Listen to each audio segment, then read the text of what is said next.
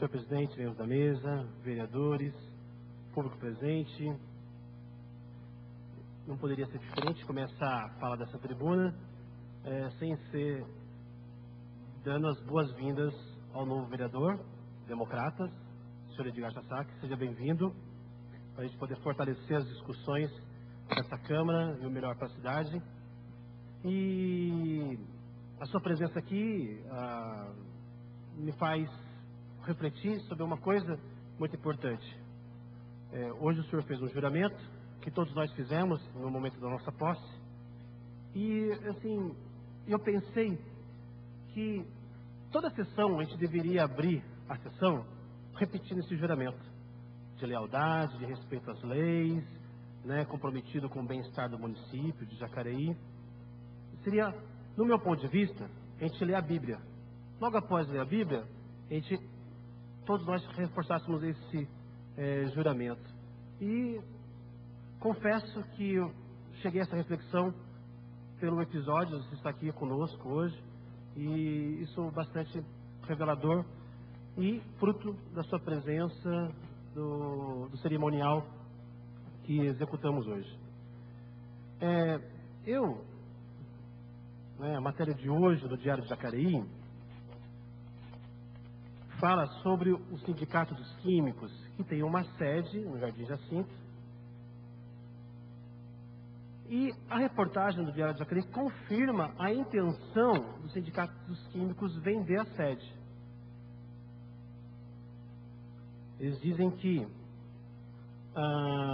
isso foi votado em assembleia, da Assembleia do Sindicato, então a Assembleia é soberana, e que eles dizem assim: para Claudinei Lunardelli, um dos diretores do Sindicato dos Químicos, não se trata de uma venda, mas sim de troca de capital. Ele reforça que todo o processo foi aprovado em assembleia durante o congresso, que o imóvel localizado no Jardim Jacinto é utilizado para reuniões da entidade e também pela comunidade. Sim, utilizado esporadicamente, Assim, ele não está mentindo. A questão é o uso, a frequência do uso. Esporadicamente, muito esporadicamente. A comunidade não tem essa facilidade de uso da sede. Isso aqui não corresponde com os atos. Agora, não se trata de uma venda, mas de uma troca de capital. Eu gostaria que qual economista que poderia explicar isso para a gente? Não tem mais a placa da imobiliária no portão, mas eles estão confirmando no jornal que a intenção de venda permanece. E aí a questão é discutir o aspecto moral. É um bem público. Se não tem mais serventia para o Sindicato dos Químicos, tem outras entidades que carecem de uma sede. Nessa semana, uma entidade, futebol de mesa, representa a cidade em vários municípios, viajam, carece de uma sede. Eles já comunicaram a necessidade de ter uma sede e viram aqui uma oportunidade. Tem outro projeto, o Mesa Farta. O Mesa Farta, ele alugou uma casa ao lado desse terreno para ficar mais fácil as atividades. E o Mesa Farta tem vários projetos relacionados. É uma boa entidade. Se a sede do Sindicato dos Químicos fosse transferida para o Mesa Farta, por exemplo, ajudaria muito no trabalho que já está sendo realizado. Mas não. O Sindicato dos Químicos, quando ganhou o terreno do Jardim Jacinto, ao invés de edificar, preferiu comprar uma sede. Hoje eles estão com uma sede alugada porque demoliram a sede comprada. Edifica a sede que é para edificar no Jardim Jacinto. Vai ser muito engraçado, se a gente não fiscalizar isso, não estiver atento a isso, a Associação dos Médicos vier com esse discurso de troca de capital. Não é uma venda, é uma troca de capital. O Clube da Saudade fala assim: não é uma venda, é uma troca de capital. A OAB não é uma venda, é uma troca de capital. A gente está abrindo precedente com um tipo de conduta que eu não vejo como saudável para o município. E aí, engraçado, uma diretoria de socialistas, PSOL, PSTU, dirigentes do Sindicato dos Químicos, falar em troca de capital.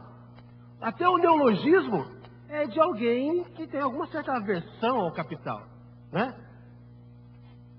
Olha, eu gostaria, assim, gente, mas o mais importante de tudo isso, além do jocoso, é que confirmou a venda. Mesmo sem ter a placa da imobiliária, está claro a intenção de venda. Isso já foi levado ao Ministério Público. O Ministério Público, né, está lá.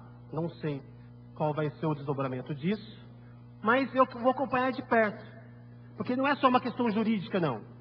Uma questão de moralidade. E quem prega o socialismo não pode vir falar para mim de troca de capital. É uma falácia. É coisa de gente que não sabe o que está falando. Outro aspecto, que eu falo de lealdade e tal, eu sempre falei nesse processo pré-eleitoral que eu não abriria a mão da minha condição de vereador para ser cabo eleitoral de ninguém mesmo. Tá? Sou cabo eleitoral com muito gosto, mas sem abrir a minha condição de vereador.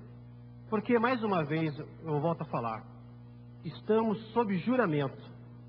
E é engraçado que as pessoas vêm falar de democracia desprezando o legislativo. Eu acho isso um absurdo. Olha, ninguém, pela Constituição, ninguém é obrigado a associar a lugar nenhum e nem permanecer associado. Pela Constituição, ninguém é obrigado a ser candidato a nada. Mas quem se propôs a ser educador, ele não pode desinformar. E aí eu vejo a matéria, a repercussão da saída da professora Ana Abreu do PPS. Ela tem todo o direito de sair do PPS. Ela tem todo o direito de não ser candidata, dizendo que, olha, é muito pouco ser candidato a vereador, quer participar de projetos, mas eu acho que ela não tem o direito de desinformar as pessoas. Porque quem tem a democracia na boca, como doce na boca, não pode desprezar o poder legislativo. Jamais. E você não educa ninguém com incongruência, quando a palavra não corresponde às atitudes. Isso quer dizer que diploma não qualifica ninguém. Titulação acadêmica não qualifica ninguém. Deveria. Mas de fato não é isso que acontece. Por quê? Porque você vê esse tipo de pronunciamento. Não ajuda em nada o PSDB.